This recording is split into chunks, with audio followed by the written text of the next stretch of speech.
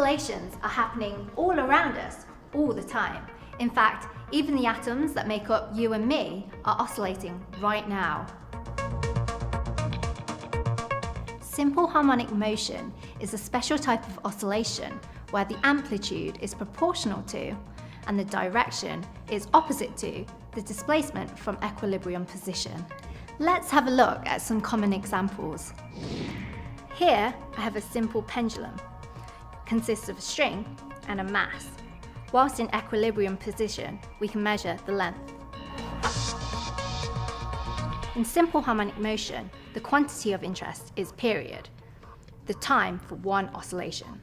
The period is given by 2 times pi times the square root of length divided by gravity. In our case, we expect the period to be 1.55 seconds. If we displace the mass by a small distance, we initiate the simple harmonic motion behaviour, and then we can determine the period. After allowing for some time for the pendulum to stabilise, we can start timing. For accuracy, I'm going to time 10 full swings. 1, 2, 3, 4, 5, 6, 7, 8, 9, 10. This is the time for 10 oscillations. For one period, we need to divide it by 10. We'll also repeat this 2 more times for accuracy. From the equation of period, we can see that it's related to the square root of the length. This means that if we quarter the length, the period halves.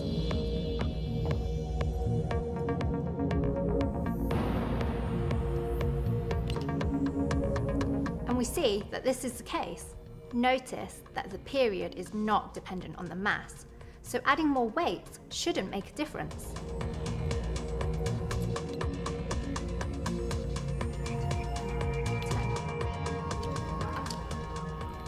The inverse of period is frequency, or the number of oscillations per unit time.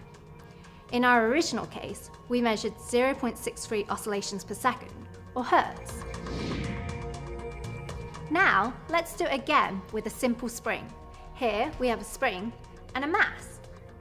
The period is given by 2 times pi times the square root of mass divided by the spring constant. That's a measure of how stiff the spring is.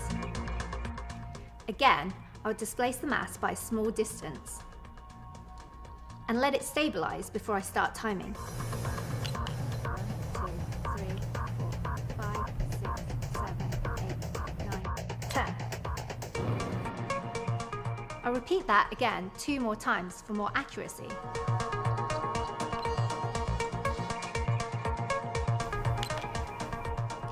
This means we get a frequency of 1.7 Hertz. To get the spring constant, we need to rearrange for K.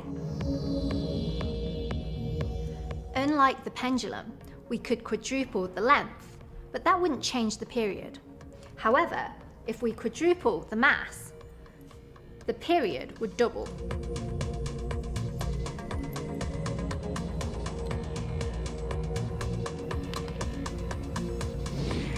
In everyday life, simple harmonic motion is all around us. Everything from wind turbines to car suspensions and even electric motors. Here at the University of Birmingham, pendulums and springs are important for our research projects, such as our role in the detection of gravitational waves. Here I have a damping system, which helps to stabilise oscillations and allowed us to make the first detection of gravitational waves.